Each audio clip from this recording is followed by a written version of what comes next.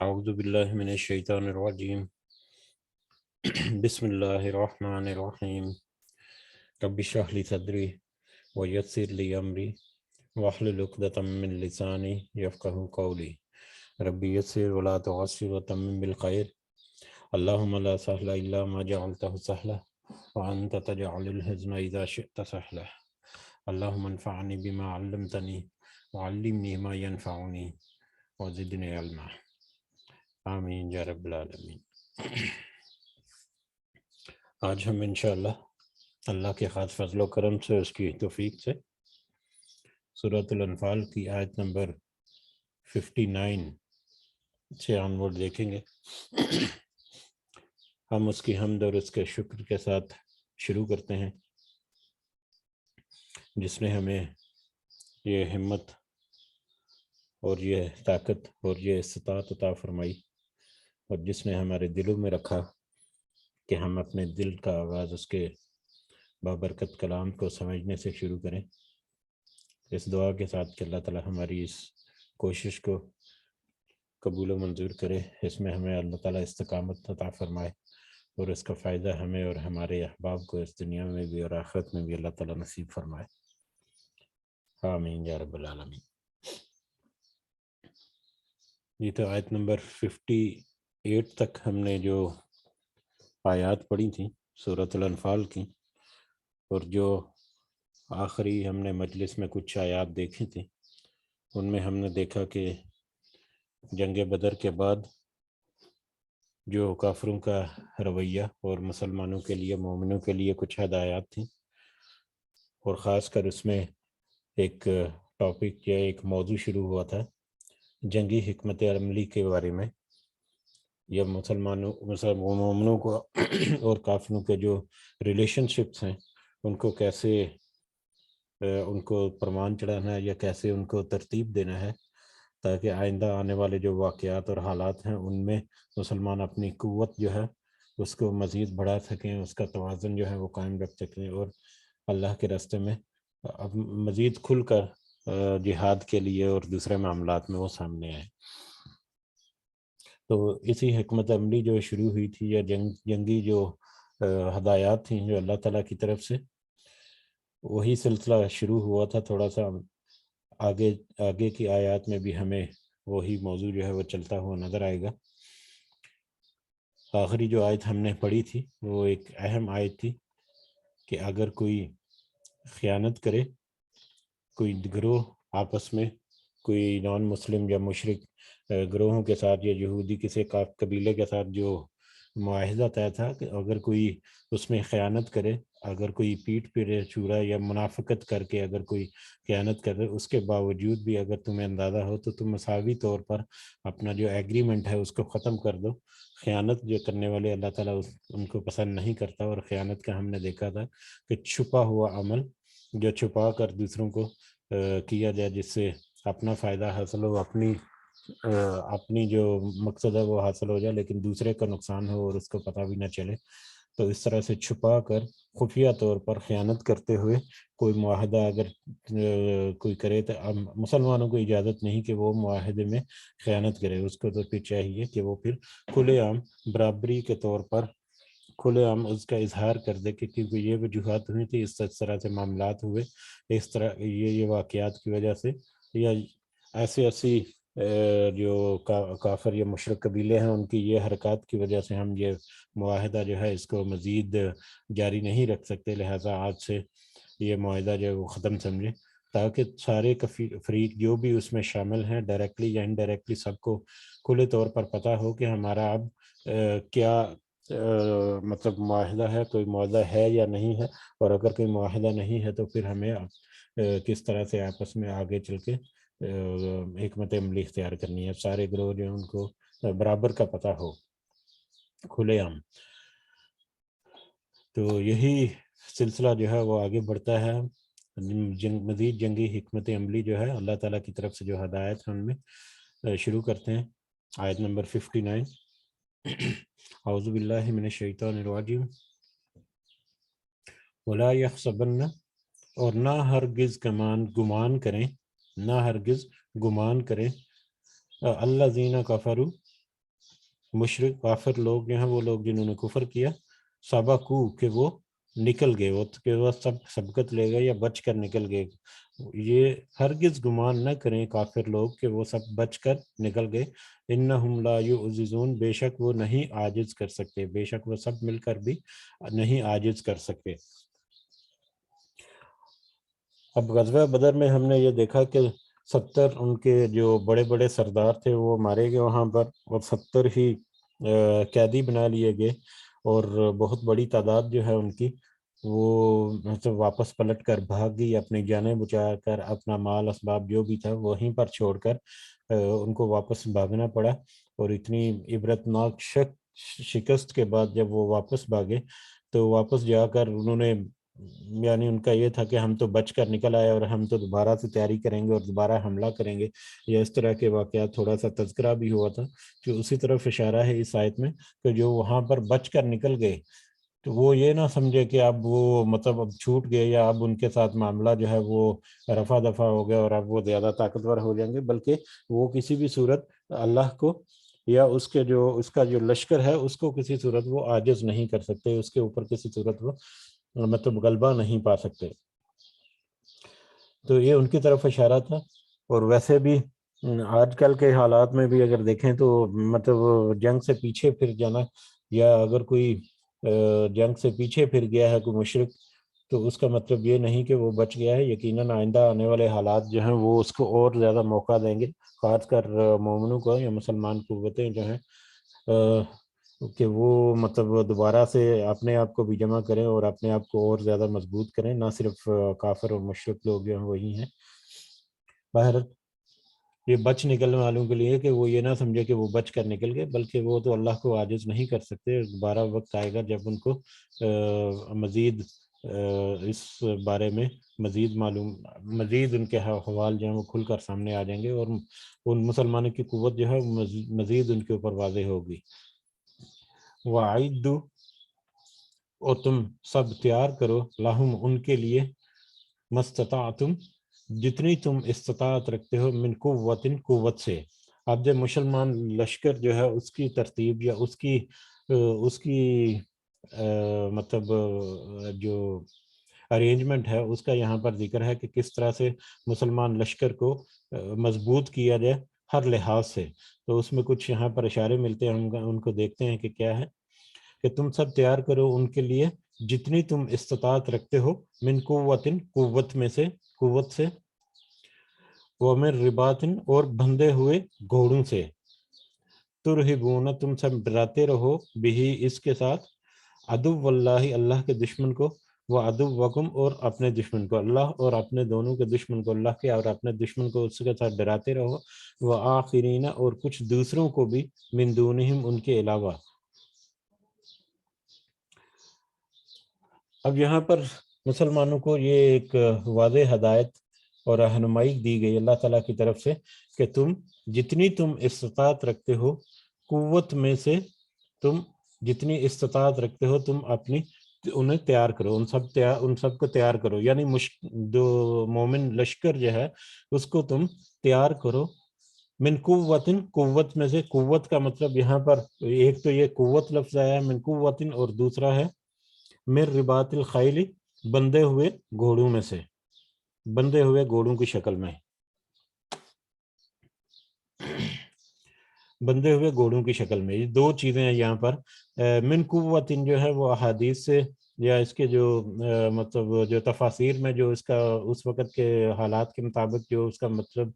ہے وہ ہے تیر اندازی کے طور پر. اور تیر اندازی جو ہے کیونکہ اس وقت کے لحاظ سے ایک بہت ہی بڑی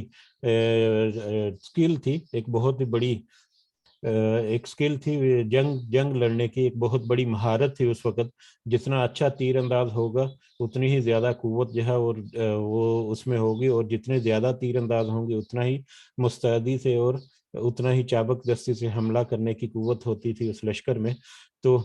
پہلی جو قوت حاصل کرنے کی کہا وہ اس وقت کے لحاظ سے تیر اندازی، اور ماڈرن دور کے حساب سے دیکھیں کہ جو جنگی صلاحیتیں جو पर्सनल आर्मी में होती है, जो आर्मी की ट्रेनिंग जो एक आम फौजी में होती हैं कि जंग को किस तरह से लड़ना है। आजकल के हालात में मतलब बहुत सारे उसके मामलात हैं जो सिखाए जाते हैं एक फौजी को ट्रेनिंग के दौरान। एक तो उनकी मुख्तलिफ कैटेगरीज कर दी गई हैं, वो मतलब वो बरी फौज जो है जो ज़मीन के ऊपर लड़ती है, एक बहरी फौज है समंदर में जो लड़ती है, और एक फ़िज़ाई फौज है जो हवाओं में जहाज़ों वगैरह में, हवाई जहाज़ों वगैरह में जो जिनका होता है। इस तरह से तकसीम कर दिया। फिर हर एक की तकसीम, हर एक ग्रोह की अपनी अपनी एक स्किल होती हैं कि किस तरह से उसको ट्रेन करना है और किस तरह से वो हमला करना है। एक तो ये जंगी हिकमत अमली आम फौजी के लिए, एक एक लश्कर जो है, लश्कर के जो मौजूद उसमें जो मुजाहिदीन जो लड़ने वाले हैं उनकी स्किल जो है उनको पॉलिश करो, उनको जितनी तुम ताकत रखते हो उनको तुम बढ़ाओ, उसमें मज़ीद निखार लाओ, मज़ीद उसमें चाबक दस्ती और मज़ीद उसमें इस्तात जो है वो शामिल करो। और दूसरा मिन रिबातिल खैर, बंधे हुए घोड़ों से। और बंधे हुए घोड़े उस वक़्त के हिसाब से देखें तो घोड़े जो हैं हर वक्त वो उनके ऊपर काठियाँ और जो भी उनमें तीर वगैरह पड़े हुए हैं कमान में, और जब उनके पीछे जो थैले वगैरह में होते थे कमान वगैरह के साथ, घोड़े जो है वो हर वक्त तैयार रखो, यानी आर्मी हर वक्त अलर्ट रखो कि किसी भी वक्त हमले की सूरत में या किसी भी वक्त कमांडर से हुक्म मिलने की सूरत में वो रेडी रहें। और आजकल के हालात में भी जंग के लिए आर्मी की जो बटालियंस हैं या मुख्तलिफ जो उनके स्टेशन हैं वहाँ पर हर वक्त हमा वक्त तैयार रहती हैं वो फौजें। विद इन सेकंड और विद इन मिनट जो है वो मैदान में और हवाओं में और पानी में वो उनकी फौजी नकलो हरकत जो है वो पूरे ज़ोर शोर से सामने आ जाती है। आज की जंगी तैयारियों के हवाले से भी देखा जाए तो ये दोनों जो पहलू हैं यहाँ पर वाज़ेह तौर पर मुसलमानों को, मोमिनों को उस वक़्त हदायत दी अल्लाह ताला ने कि तुम अपनी जंगी इस्तात में जितनी तुम हिम्मत रखते हो अपनी कुव्वत जो है उसको बढ़ाओ, और हर वक्त एक ऐसी अलर्ट आर्मी जो है वो तैयार रखो कि जिस वक्त भी हुक्म मिले, जिस वक्त भी ज़रूरत हो, फ़ौरन वो जहाद में या फ़ौरन वो मैदान जंग में मौजूद हो जाएं।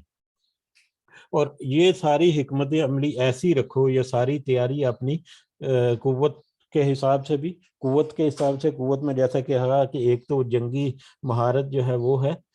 ह्यूमन स्किल्स का, और दूसरा ह्यूमन क्वांटिटी जो है, तादाद में भी आर्मी जो है वो इतनी रखो जितनी जो दुश्मन है उसके साथ मुकाबला करने की सकत हो। उसके भी आगे थोड़ी सी और इशारा मिलेगा। और हर लिहाज से तो अब ये सब कुछ तैयार रखो। और इससे क्या हासिल करना है तुम्हें, इब्तदाई तौर पर गैर जंगी या नॉर्मल हालात में क्या होना चाहिए, आपकी तैयारी इतनी होनी चाहिए कि नॉर्मल हालात में जब जंग का माहौल ना हो या जंग नहीं लग रही तो उस वक्त क्या हासिल होगा आपको, कम अज कम तुरहिबूना बिही अदुव्वल्लाहि, तुम डराते रहो उससे अल्लाह के दुश्मनों को, व अदुव्वकुम, और अपने दुश्मनों को। अल्लाह के और अपने दुश्मनों को, मोमिन के लिए तो अल्लाह का दुश्मन ही उसका दुश्मन होता है। बहरहाल ये अगर आजकल के पॉलिटिकल और या रियासती मामलात देखें जहाँ पर मतलब सरहदें जो हैं वो खींची गई हैं, तो इसमें फिर दुश्मन जो है मुख्तलिफ तरीके से भी हो सकते हैं। बहरहाल मोमिनीन की अगर बात हो तो हकीकत में जो अल्लाह का दुश्मन है वही उसका दुश्मन भी है। बहरहाल तुम अपने और अल्लाह के दुश्मन को उससे डराते रहो, तुम्हारी ताकत, तुम्हारी तैयारी इतनी ज़्यादा हो और इतने उरूज पर हो कि तुम्हारे दुश्मन जो हैं अल्लाह के और तुम्हारे दुश्मन वो उसको देख कर उससे खौफ खाएं कि मुसलमान या मोमिन जो है उनका लश्कर इतना मजबूत है और इतना अलर्ट रहता है हर वक्त। वह आखिरीना मिन दूनिहिम, और कुछ दूसरों को उनके अलावा। एक तो ये है कि अल्लाह और उसके दुश्मनों को तुम डराते रहो, वह आखिरीना मिन दूनिहिम, और इसके अलावा कुछ दूसरों को भी। अब वो दूसरे कौन से हैं, कुछ दूसरे जो हैं वो भी खौफ खाएं। अब दूसरे कौन से हैं, वो हैं ला तालमूनहुम, नहीं तुम जानते उन्हें, अल्लाहु यअलमुहुम, अल्लाह जानता है उन्हें। अब दूसरे जो हैं उनमें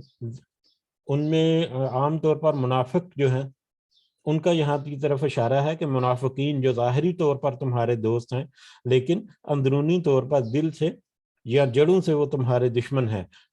ये मुनाफिक जो है वो आम तौर पर जब हम यहाँ पर जो कुरान की ट्रांसलेशन देख रहे हैं तो मुनाफिक जो है वो उसमें आम तौर पर मुराद यही है कि मुसलमानों के अंदर जो मुनाफिक मौजूद थे उस वक्त لیکن اگر منافق کی اوپن ڈیفینیشن کی جائے تو چاہے وہ مسلم ہے یا غیر مسلم ہے، اس کے ساتھ معاہدہ ہے، اس کے ساتھ کوئی ایگریمنٹ ہے، یا ان سے بڑے اچھے روابط ہیں، اچھے دوستانہ تعلقات ہیں، لیکن اس کے باوجود وہ ہو سکتا ہے کہ وہ تمہاری کسی دشمنی کی وجہ سے یا تمہارے کسی عمل کی وجہ پر تمہیں ناپسند کرتے ہو، یا کسی بھی وجہ سے وہ اندرونی طور پر یا جڑوں سے یا دل کے اندر تمہارے خلاف کوئی خلش رکھتے ہوں، کوئی دشمنی رکھتے ہوں،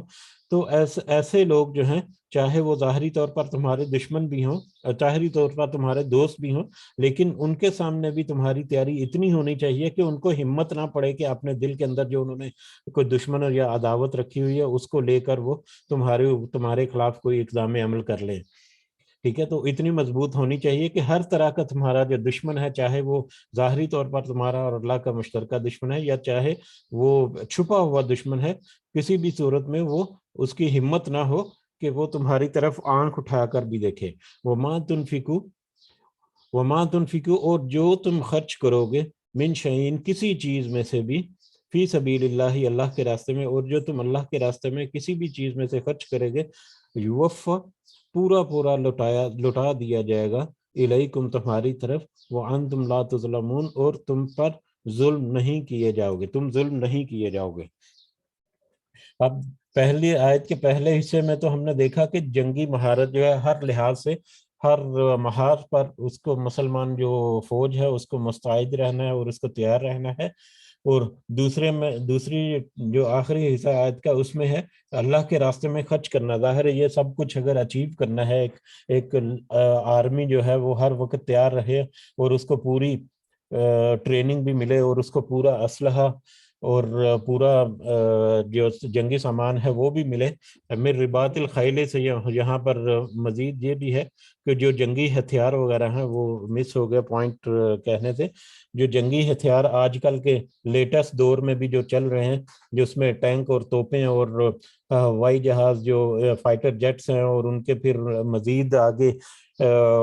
بامز وغیرہ اور اسلحہ وغیرہ، یہ سارا جتنا بھی معاملے، جتنے بھی ہتھیار آ جاتے ہیں وہ سارے کے سارے اس میں شامل ہیں. جتنے ایکوپمنٹ ہیں یا جتنا ہی ہتھیار ہے وہ سارے کے سارے. اب یہ سارا کچھ حاصل کرنے کے لیے اتنی بڑی فوج، ایک بڑی فوج، ایک مناسب مقدار میں فوج کو تیار رکھنے کے لیے اور اس کے ساتھ سارے جنگی ساز و سامان کے ساتھ ان کی ٹریننگ وغیرہ کے اوپر بھی خرچ کرنے کے لیے یقیناً بہت سارے سرمایے کی ضرورت ہوتی ہے. تو یہاں پر دوسرا بھی اشارہ کر دیا کہ تم اللہ کے راستے میں جو بھی خرچ کرو گے وہ اس کا تمہیں پورا لوٹایا دیا جائے گا، اس کا تمہیں پورا اجر جو ہے وہ دیا جائے گا. اور اس کا اجر جو ہے اس دنیا میں بھی اس کو ملتا ہے. اگر کوئی مومن جو امت ہے وہ مل کر اپنے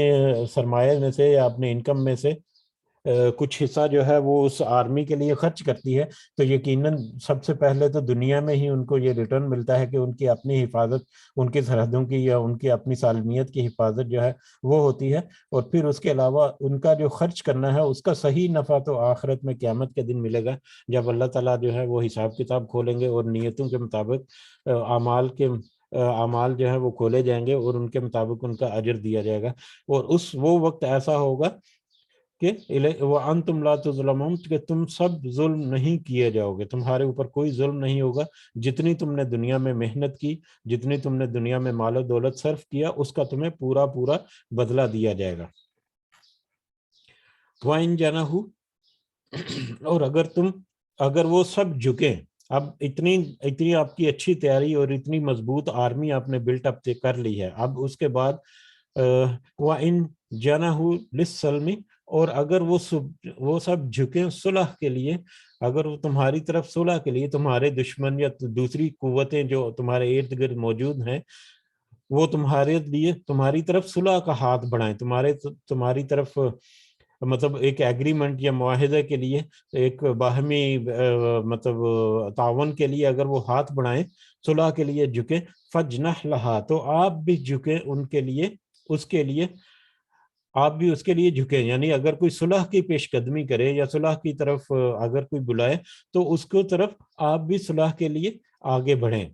وتوکل علی اللہ، اور اللہ پر بھروسہ کیجیے. یہ نبی کریم صلی اللہ علیہ وسلم کے لیے ہے، لیکن اس کے بعد ساری جو امت ہے اس کے لیے بھی یہی حکم ہے کہ جب کوئی دشمن جو ہے، چاہے وہ دشمن ہے یا چاہے جو کوئی بھی اس کی حیثیت ہے، جنگی حیثیت یا جو بھی اس کے معاملات ہیں، کوئی بھی گروہ تمہاری طرف صلح کے لیے آئے تو تم بھی آپ بھی اس کی طرف صلح کے لیے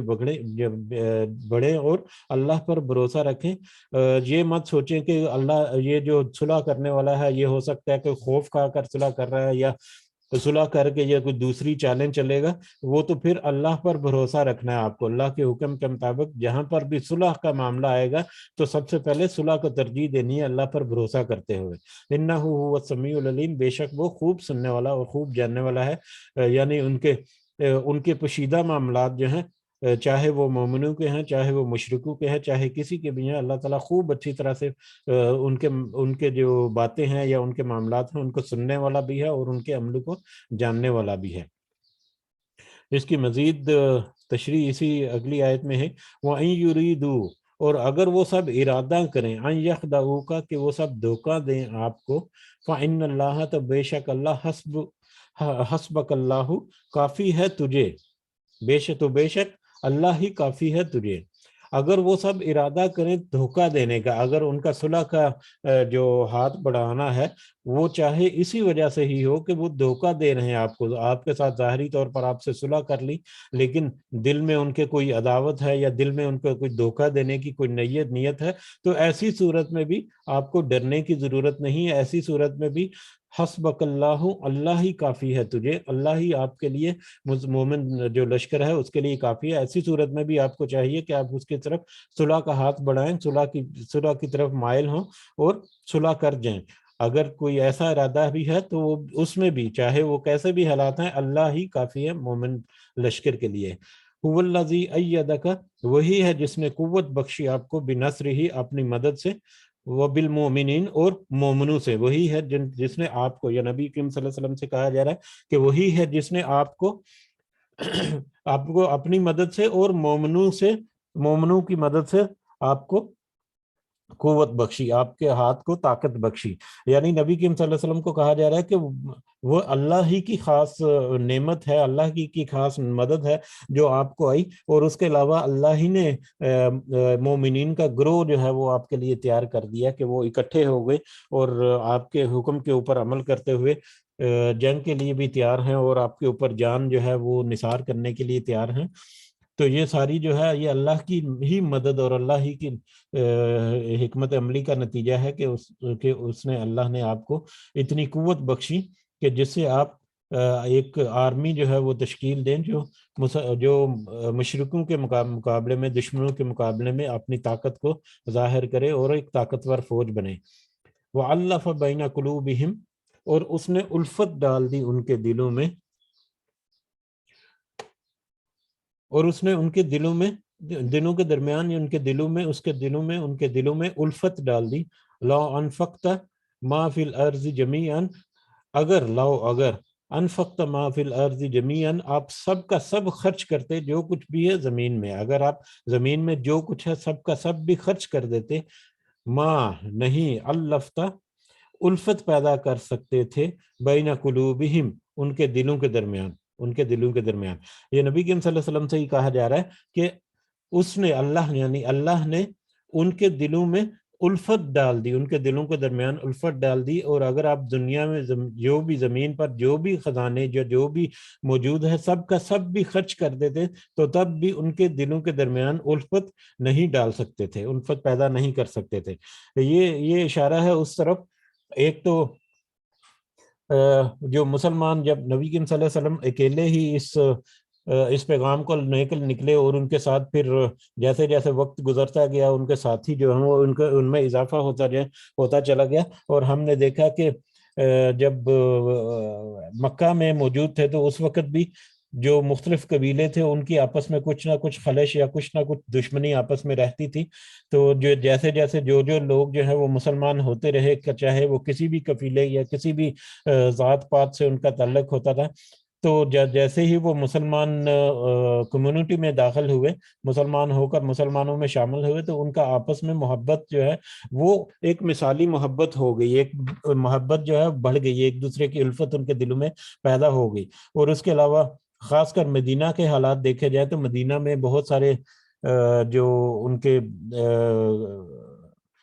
بہت سارے گروہ جو تھے وہ آپس میں لڑتے جھگڑتے رہتے تھے، اور اس میں اوس اور حضرت جو ہے وہ خاص کر قابل ذکر ہیں، جو تفاسیر میں ملتا ہے کہ ان کی دشمنی تو اتنی تھی کہ ہجرت مدینہ سے کچھ عرصہ پہلے ہی تک وہ اتنے بڑے لیول پر ان کی دشمنی پہنچ گئی تھی، ہو سکتا ہے کہ وہ تو ایک دوسرے کو صفحہ ہستی سے مٹانے کے در پہ تھے، اتنے بڑے دشمن تھے آپس میں۔ لیکن جیسے ہی اسلام کا پیغام ان کے دل میں پہنچا اور اللہ تعالیٰ نے ان کے دل میں محبت ڈالی، اور وہ اتنے مثالی دوست بن گئے کہ ان کی مثال نہیں ملتی تھی، اور اکٹھے جو ہے جنگوں میں شریک ہونا، اور اکٹھے اٹھنا بیٹھنا، اور مسلمانوں کے صفیں جو ہیں ان کو مضبوط کرنا۔ تو یہ جو آپس میں بٹے پڑے تھے اور دشمنی رکھتے تھے قبیلے، چاہے وہ قبیلوں کی شکل میں ہے، گروہوں کی شکل میں ہے، چاہے وہ انفرادی طور پر آپس میں ایک دوسرے سے دشمنی رکھنے والے لوگ تھے، جیسے ہی وہ اسلام کے قلعے میں آتے رہے، جیسے ہی وہ مسلمانوں کے صفوں میں داخل ہوتے رہے، ان کے دلوں کے اندر محبت جو ہے وہ ڈالی جاتی رہی، اور یہ محبت اور زیادہ بڑھتی رہی۔ تو اس کی طرف اشارہ ہے کہ وہ اللہ ہی ہے جس نے ان کے دلوں کے درمیان محبت جو ہے وہ ڈال دی، الفت ڈال دی۔ اور اگر آپ زمین پر موجود سارے کا سارا خزانہ بھی خرچ کر سکتے تو ایسی محبت جو ہے وہ ان کے دلوں میں نہیں ڈال سکتے تھے۔ ایک تو محبت جو ان کی آپس کی محبت ہے، جو مسلمان ہونے کے بعد مسلمانوں کی آپس میں محبت بڑھی، اور دوسری محبت جہاں پر یہ اشارہ ہو جاتا ہے کہ نبی کریم صلی اللہ علیہ وسلم کے لیے ان کی محبت جو ہے وہ کس طرح سے کتنی بڑی تھی۔ پہلے تو وہ جب وہ شرک میں تھے، یا جب وہ مومن ہونے سے پہلے وہ یقیناً نبی کریم صلی اللہ علیہ وسلم کو معاذ اللہ اپنا دشمن سمجھتے تھے، اور سمجھتے تھے کہ یہ فتنہ یا اس طرح کے جو بھی معاملات ہیں نعوذ باللہ۔ لیکن جیسے ہی وہ اسلام میں داخل ہوئے اور انہوں نے صحیح معنوں میں دین کو قبول کیا اور مومن بنے، تو ان کے دلوں میں آپس میں بھائی چارے کے علاوہ نبی کریم صلی اللہ علیہ وسلم کے لیے بھی محبت بڑھی، اور یہ محبت اتنی زیادہ ہو گئی کہ نبی کریم صلی اللہ علیہ وسلم کے ایک اشارے کے اوپر اپنی جان تک کو قربان کرنے کے لیے تیار ہوتے تھے۔ اور آج بھی مسلمان جو ہے نبی کریم صلی اللہ علیہ وسلم کی محبت میں اگر وہ صحیح مومن ہے تو وہ ہر وقت تیار رہتا ہے۔ لیکن نبی کریم صلی اللہ علیہ وسلم کی آج کے دور میں کچھ معاملات ایسے بگڑ گئے ہیں، یا کچھ ایسے معاملات ہیں جس میں بڑی دور اندیشی سے کام لے کر ایسی محبت جو ہے وہ اس کا اظہار کرنا چاہیے۔ اور آج کے معاملات میں اگر دیکھیں تو ہمیں نبی کریم صلی اللہ علیہ وسلم سے محبت کا جو سب سے بڑا ثبوت ہے وہ ہم اپنے پریکٹیکل کر کے اپنے ذاتی عمل سے وہ دے سکتے ہیں، نہ کہ الفاظ کی صورت میں، نہ کہ مجمع اکٹھا کر کے کچھ جلوس نکال کر، بلکہ ہم اپنے عمل سے مسجدوں کو آباد کر کے اور باقی معاملات کو درست کر کے نبی کریم صلی اللہ علیہ وسلم سے محبت کا ثبوت پیش کر سکتے ہیں۔ اس کی اشد ضرورت ہے آج کے دور میں ہمیں۔ بہرحال اللہ تعالیٰ نے ان کے دلوں میں ایک تو آپس میں محبت ڈال دی، اور دوسرا نبی کریم صلی اللہ علیہ وسلم کے لیے محبت ان کے دلوں میں ڈال دی۔ ولیکن اللہ، اور لیکن اللہ تعالیٰ نے الف بینہم ان کے درمیان الفت ڈالی۔ یعنی یہ جتنا مرضی آپ سامان دنیا کا خرچ کرتے، آپ ان میں الفت پیدا نہیں کر سکتے تھے، لیکن یہ اللہ ہی ہے جس نے ان کے دلوں میں محبت جو ہے وہ ڈال دی۔ انہو عزیز حکیم، بے شک وہ خوب غالب اور کمال حکمت والا ہے، اس کی حکمت بہت ہی غالب اور کمال کی ہے۔ یا ایھا النبی، اے نبی صلی اللہ علیہ وسلم، حسبک اللہ، کافی ہے اللہ آپ کو، ومن اتبعک، اور انہیں بھی جو آپ کے پیچھے چلے، من المؤمنین، مومنوں میں سے۔ یعنی نبی کریم صلی اللہ علیہ وسلم سے کہا جا رہا ہے کہ آپ کے لیے بھی اور آپ کے پیچھے چلنے والے یا مومن جو ہیں، مومنوں کے لیے بھی اللہ ہی کافی ہے۔ یعنی اوپر کی جو جنگی حکمت عملی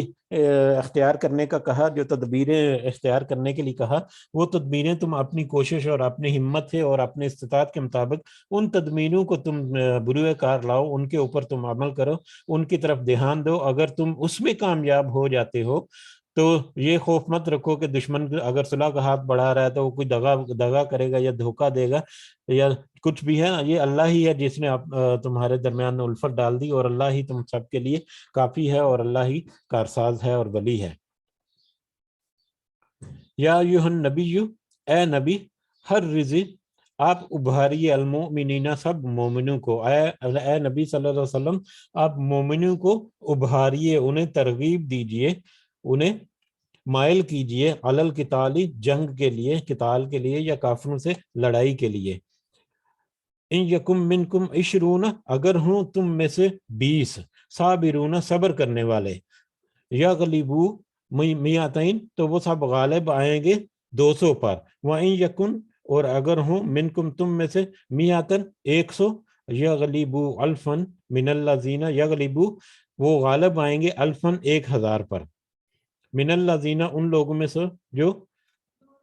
جن صاحب نے کفر کیا، بِأَنَّهُمْ اس وجہ سے کہ بے شک وہ ایک قوم ہے لا یفقہون جو نہیں سمجھتی، بے شک وہ ایک قوم ہے جو نہیں سمجھتی. یہاں پر نبی کریم صلی اللہ علیہ وسلم کو کہا گیا کہ آپ ان کو ابھاریے، انہیں ترغیب دیجئے، انہیں مائل کیجئے کہ وہ اللہ کے راستے میں جہاد کریں، اللہ کے راستے میں قتال کریں یا پریکٹیکلی جنگ میں حصہ لیں. اور یہ جنگ جو ہے وہ اس طرح سے ابھاریے، اس طرح سے ان کی ٹریننگ کریے، اس طرح سے ان کا جذبہ جو ہے وہ بڑھائیے، اس طرح سے ان کا جذبہ جو ہے وہ بڑھائیے یا اس طرح سے ان کو ترغیب دیجئے کہ ان میں جذبہ اتنا بڑھ جائے، ان میں ایمان کی قوت اتنی بڑھ جائے، ان میں جہاد کی قوت یا جہاد کی جو شوق ہے وہ اتنا بڑھ جائے، جذبہ حب الاسلام جو ہے وہ اتنا بڑھ جائے کہ تم اگر، اور ان میں صبر بھی اتنا آ جائے،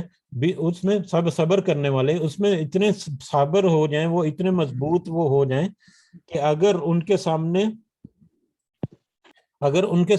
20 لوگ 20 دشمن جو ہیں وہ بھی کھڑے ہو جائیں تو 20 لوگ بھی ہوں تو وہ 200 کا مقابلہ آرام سے کر سکیں. ان میں ہمت اور اس میں جوش اور جذبہ اتنا زیادہ ہونا چاہیے کہ اگر وہ 20 بھی ہیں مومن تو وہ 200 کے اوپر حاوی ہو سکے. ان کا جذبہ اتنا بڑا ہونا چاہیے، ان میں اتنا ایمان جو ہے مضبوط ہونا چاہیے کہ اگر وہ 20 لوگ ہوں، 20 مومن ہوں صحیح صبر کرنے والے، تو وہ 200 کے اوپر حاوی ہو جائیں، غالب ہو جائیں. اور اگر وہ 100 ہوں تو وہ 1000 کے اوپر غالب آ جائیں. یعنی ان کے اوپر قوت ایمانی اور ان کے اوپر جذبہ جہاد اتنا ہونا چاہیے کہ وہ یہ یقین رکھیں یا اتنے وہ طاقتور اپنے آپ کو محسوس کریں ایمانی طور پر کہ وہ 200 کے اوپر 20 کے مقابلے میں 200 یا 100 کے مقابلے میں 1000، یعنی اپنے سے 10 گنا بڑے دشمن کے اوپر بھی حملہ کرنے کا اور ان کے اوپر بھی وہ غلبہ پانے کا ان کے اوپر یقین یا جذبہ ہونا چاہیے. ٹھیک ہے، یا دوسرے الفاظ میں اتنا ان کو مضبوط کیجئے، اتنا ان میں صبر لائیے اور اتنا ان کو مطلب اتنی اچھی ٹریننگ اور اتنا جذباتی طور پر یعنی ایمان کے حوالے سے ان کو اتنا مضبوط کیجئے کہ اللہ اتنا ان میں صبر آ جائے. اور اگر ان میں اتنا صبر آ جائے تو پھر اللہ تعالیٰ کی طرف سے یقیناً ایسا ہوگا کہ 20 جو ہیں وہ 200 پر حاوی ہو جائیں گے اور 1000 جو ہیں 100 جو ہیں وہ 1000 پر حاوی ہو جائیں گے. یعنی 10 گنا بڑی طاقت کا وہ مقابلہ کرنے کی سکت رکھ سکتے ہیں اگر وہ صحیح معنوں میں کہ اپنی تیاری کریں اور صحیح معنوں میں وہ صبر کرنے والے ہیں. تو اور اس کی وجہ یہ ہے کہ بِأَنَّهُمْ قَوْمٌ لَا يَفْقَهُونَ، اس کی وجہ یہ ہے کہ وہ جو ان کے سامنے جو کافر ہیں وہ ایسے ہیں کہ ان کو کوئی سمجھ نہیں، ان کو کوئی سمجھ بوجھ نہیں. یعنی کافروں کے لیے تو ان کا مشن کیا ہے، ان کا مشن وہ پیڈ سرونٹ کے طور پر ہی زیادہ تر آئیں گے. انہوں نے تو صرف اپنی نوکری کرنی ہے، زیادہ سے زیادہ دنیاوی دولت جو ہے وہ اکٹھا کرنے کے لیے ہیں. ان کے لیے تو کوئی ایک ٹارگٹ نہیں ہے. لیکن مسلمانوں کا یا مومنوں کا ٹارگٹ تو جہاد میں یا غازی ہونا ہے یا شہید ہونا ہے. اور اگر وہ غازی ہو گئے تو ان کے لیے بھی بہت سارے رتبے ہیں، غازیوں کے اپنے درجات ہیں. اور اگر وہ شہید ہو گئے تو سبحان اللہ شہید کے رتبے تو اتنے بلند ہیں جن کی مثالیں دینا ممکن نہیں، یا جو بے مثال یہاں پر کہہ سکتے ہیں. تو ایک مومن جو ہے وہ تو ایک جذبہ جو ہے وہ شہادت کا جذبہ لے کر وہ تو لڑتا ہی اس لیے ہے کہ اس کو شہادت نصیب ہو، جبکہ کافر جو ہے ان کو تو وہ سمجھ ہی نہیں، ان کو تو شہادت سے ان کو موت کے بعد زندگی جو ہے اس میں تو کوئی لینا دینا نہیں، وہ تو ظاہری طور پر ظاہری اسباب کے ساتھ لڑتے ہیں اور ظاہری جو سامان ہے دنیا کو اس کے لیے لڑتے ہیں، تو ان کا مقابلہ، ان کا جو جذبات ہے اس کا مقابلہ مومنوں سے کرنا ہی ممکن ہی نہیں ہے، ٹھیک ہے۔ تو اگر صحیح معنوں میں صابر ہوں گے تو اللہ تعالیٰ کہہ رہے ہیں تو وہ 10 گنا جو بڑا دشمن ہے اس کے ساتھ مقابلہ کرنے کی وہ سخت رکھتے ہیں۔ دوسرے معنوں میں جب یہ آیت نازل ہوئی، بس 1-2 منٹ ہیں، اگلی آیت بھی کرتے ہیں، وہ بھی آسان ہے، اور اسی کے ساتھ ہے پھر ہم انشاءاللہ وائنڈ اپ کریں گے آج، کہ جب یہ آیت نازل ہوئی تو صحابہ کرام نے یہ سمجھا کہ اب شاید یہ ہمارے لیے یہ ضروری ہو گیا ہے کہ اپنے سے 10 گنا بڑا دشمن جو ہے وہ بھی اگر سامنے کھڑا ہے تو پھر بھی اس کا مقابلہ کرنا ہمارے لیے فرض ہو گیا ہے، یعنی اگر 10 گنا بڑا دشمن ہے تعداد فوج میں بھی یا جنگی طاقت میں بھی، اگر 10 گنا بڑا ہے تو پھر بھی جہاد جو ہے وہ فرض ہو گیا، پھر بھی یہ نہیں سوچنا کہ دشمن اتنا بڑا ہے تو ہم کیسے غالب آئیں گے، 10 گنا بڑا دشمن کے ساتھ بھی حملہ کر کے اس کو زیر کرنا ہے، یہ اللہ تعالیٰ کا حکم ہوا، لیکن یہ صحابہ پر گراں گزرا اور انہوں نے یقیناً نبی کریم صلی اللہ علیہ وسلم سے اس کا اظہار کیا ہوگا، تو اگلی آیت جو ہے اس میں اللہ تعالیٰ نے کچھ تخفیف کر دی، کچھ آسانی کر دی مومنوں کے لیے۔ یہ اگلی آیت جو ہے یہ کچھ عرصہ بعد کی آیت نازل ہوئی، لیکن یہاں پر اس کے متن کے حوالے سے یا اس کا کنٹیکس جو ہے اس کے ساتھ جوڑ دی گئی اس کو، الآن خفف اللہ عنکم، اب ہلکا کر دیا اللہ نے تم سے بوجھ کو، وعلم، اور اس نے جان لیا، انا، کہ بے شک، فیکم ضعفن، تم میں بہت کمزوری ہے، تم میں بہت کمزوری ہے، یہ تعداد کے حساب سے بھی کمزوری ہو سکتی ہے، کیونکہ اب جیسے جیسے مسلمانوں کی قوت یا تعداد جو ہے وہ بڑھتی جا رہی ہے، تو جو پرانے مسلمان ہیں ان میں تو طاقت یا جذبہ جو ہے وہ بہت ہی بڑا ہے، بہت ہی مضبوط ہے، ایمان بھی بہت مضبوط ہے، لیکن جو نئے داخل ہو رہے ہیں اسلام میں ان کو اپنے ایمان کو مضبوط کرنے میں تھوڑا وقت لگے گا، ان کو تھوڑا ٹائم لگے گا کہ وہ اپنے آپ کو مضبوط کرے ہر لحاظ سے۔ تو اب کیونکہ تم میں سے کمزوری ہے، کیونکہ نئے مسلمانوں کی تعداد جو ہے وہ بہت زیادہ ہے بنسبت کے پرانے مضبوط مسلمانوں کے، تو اب اس کمزوری کو مد نظر رکھتے ہوئے یا اس پہلو کو مد نظر رکھتے ہوئے اللہ تعالیٰ کہہ رہے ہیں کہ میں نے ہلکا کر دیا تم بوجھ کو، فَإِن يَكُن مِّنكُم مِّئَةٌ، اگر پس ہوں تم میں سے 100 صابرۃ، صحیح معنوں میں صبر کرنے والے، یغلبوا مئتین، تو وہ غالب آ جائیں گے 200 پر، اگر 100 ہیں تو وہ 200 پر غالب آ جائیں گے، وَإِن يَكُن مِّنكُمْ أَلْفٌ، اور اگر 1000 ہوں تم میں سے، یغلبوا الفین بِإِذْنِ اللہ، تو وہ غالب آ جائیں گے 2000 پر اللہ کے حکم سے، یعنی اب تمہارے لیے تخفیف کر دی، اگر تم 2 گنا بڑے دشمن سے اگر تمہارے پاس ہے تو تمہارے سامنے آ جائے تو اس کے ساتھ مقابلہ کرنے میں بھی تم مت جھکو، کیونکہ اب اللہ تعالیٰ کی خاص رحمت سے اگر 100 ہیں صبر کرنے والے تو وہ 200 پر غالب آ جائیں گے، اور اگر 1000 ہیں تو وہ 2000 پر اللہ کے حکم سے غالب آئیں گے، یعنی اللہ تعالیٰ نے یہ اتنی تخفیف کر دی کہ 2 گنا بڑا دشمن، یعنی اب یہ ہے کہ اگر تمہارے سامنے تم سے 2 گنا بڑا دشمن بھی ہے، چاہے وہ طاقت کے حوالے سے چاہے وہ تعداد کے حوالے سے بھی ہے، تو اس کے سامنے بھی حملہ کرنے سے یا اس کے ساتھ لڑنے سے بھی کسی صورت پیچھے ہٹنا جو ہے اس کی اجازت نہیں ہے، یہ اللہ تعالیٰ کی طرف سے آیا، واللہ مع الصابرین، اور اگر صحیح معنوں میں صبر کرنے والے کرنی والی فوج ہے تو اللہ تعالیٰ تو صبر کرنے والوں کے ساتھ ہے، چاہے جیسی بھی مشکلیں آئیں میدان جنگ میں، کسی بھی طرح کے حالات ہوں، کسی بھی طرح کا معاملات جو ہیں ان کا سامنا کرنا پڑے، اگر صحیح معنوں میں صبر کرنے والے ہیں تو اللہ تعالیٰ تو صبر کرنے والوں کے ساتھ ہے، اور جس کے ساتھ اللہ تعالیٰ ہے تو یقیناً اللہ تعالیٰ پھر غلبہ عطا کرنے میں اپنی مدد بھی فراہم کرتے ہیں، اور نصرت کی امید جو ہے وہ بھی اللہ تعالیٰ سے ہی منسوب ہوتی ہے۔ وما علینا الا البلاغ المبین۔ جی اگر کسی کو کوئی پوائنٹ ایڈ کرنا ہے تو کچھ وقت اوپر ہو گیا، بہرحال کل ہم کوشش کریں گے کہ سورۃ الانفال جو ہے اس کو مکمل کر لیں۔ جی اگر کسی کے پاس کوئی پوائنٹ ہے تو آپ ضرور انشاءاللہ شیئر کر سکتے ہیں، جزاکم اللہ خیرن۔